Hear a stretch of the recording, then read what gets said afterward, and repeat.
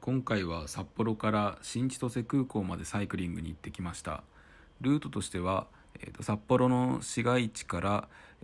白石のサイクリングロードに入ってしばらく札幌の端っこまで走ります。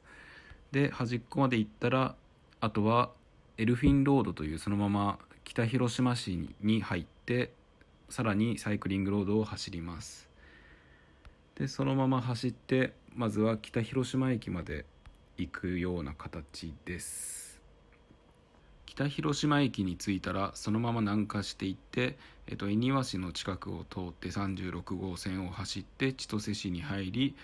そのまま新千歳空港というルートです。帰り道は、同じようなルートを通っていくんですが、今回はサイクリングロードには戻らないで、そのまま36号線の方を通っていってで、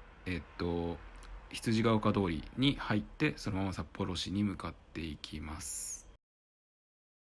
95キロということで、なかなか疲れましたね。途中 GoPro を持って周りを撮影するとかそういうことをする余裕がなかったです。